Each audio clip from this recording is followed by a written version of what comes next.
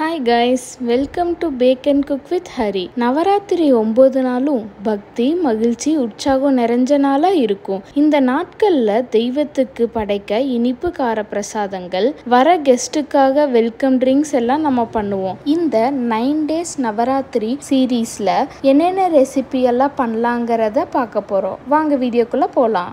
டே 1க்கான நம்ம recipe welcome ட்ரிங்க்குக்காக மசாலா சோடா, ஸ்வீட் பிரசாதத்துக்காக பருப்பு பாயாசம், கார பிரசாதத்துக்கு ஜவ்வரிசி வடை செய்ய போகிறோம். இந்த வெயிலில் வர நம்ம கெஸ்ட்டுக்கு இந்த மசாலா சோடா கொடுத்தா ரெஃப்ரெஷிங்காக இருக்கும். இதை செய்ய ஒரு மிக்சரில் கை நிறைய புதினா, 1/2 இன்ச் இஞ்சி, உப்பு, 1 ஸ்பூன் சீரகம், 3 ஸ்பூன் சுகர், 1/2 லெமனோட ஜூஸ், 1/4 கப் தண்ணி, 3/4 ஸ்பூன் சாட் மசாலா சேர்த்து நல்லா அரைச்சி தனியாக எடுத்து வச்சுட்டா கெஸ்ட் வந்ததும் ஐஸ் போட்ட கப்பில் இந்த அரைச்ச மசால் 2 ஸ்பூன் சேர்த்து சோடாவை ஊற்றி சர்வ் பண்ணால் சில்லுன்னு நல்லா இருக்கும்.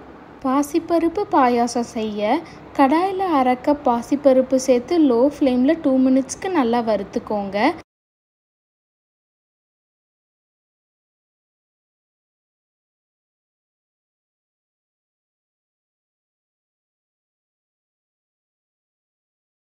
முக்கால் கப் வெல்லம் போட்டு 1/4 கப் தண்ணி ஊற்றி நல்லா கரைஞ்சதும் ஒரு கொதி விட்டு ஆஃப் பண்ணி வடிகட்டி வச்சுக்கோங்க.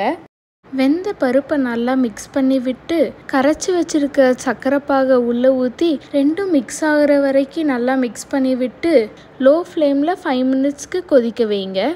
ஒரு கடாயில் நெய் விட்டு முந்திரி, திராட்சை, 1 ஸ்பூன் தேங்காய் சேர்த்து நல்லா வறுத்து பாயாசத்துக்குள்ளே சேர்த்து நல்லா மிக்ஸ் பண்ணிக்கோங்க.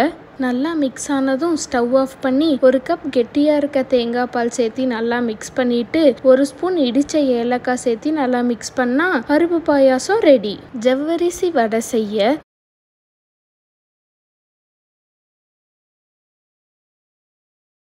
3 மணி நேரம் மூடி வச்சு ஊற வச்சுருங்க. 3 மணி நேரம் ஆனதுக்கப்புறம் தண்ணி இல்லாமல் வடித்து ஒரு பவுலுக்கு மாற்றி அது கூட வேக வச்ச ஒரு உருளைக்கிழங்கு மசிச்சது, பொடியாக வெட்டின 1 இன்ச் இஞ்சி, 1 பச்சை மிளகா, கொஞ்சம் கொத்தமல்லி இலை, கருவேப்பில், உப்பு, 1/2 ஸ்பூன் சீரகம், 2 ஸ்பூன் கடலை மாவு, 1 ஸ்பூன் சில்லி பவுடர் சேர்த்து நல்லா மிக்ஸ் பண்ணிக்கோங்க. அது கூட 2 ஸ்பூன் கடலை மாவு, 2 ஸ்பூன் அரிசி மாவு சேர்த்து நல்லா மிக்ஸ் பண்ணிக்கோங்க.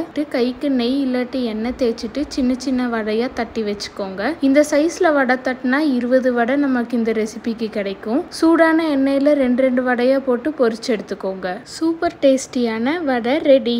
இந்த ரெசிபிஸ் தான் நான் டே 1க்கு பண்ணேன். நீங்களும் ட்ரை பண்ணி பார்த்துட்டு எப்படி இருந்துச்சுன்னு கமெண்ட் பண்ணுங்கள். டே 2க்கான ரெசிபி நாளைக்கு வீடியோவில் அப்லோட் பண்ணுவேன். தேங்க்யூ ஃபார் வாட்சிங் the video. Like, share and subscribe பண்ண மறந்துடாதீங்க.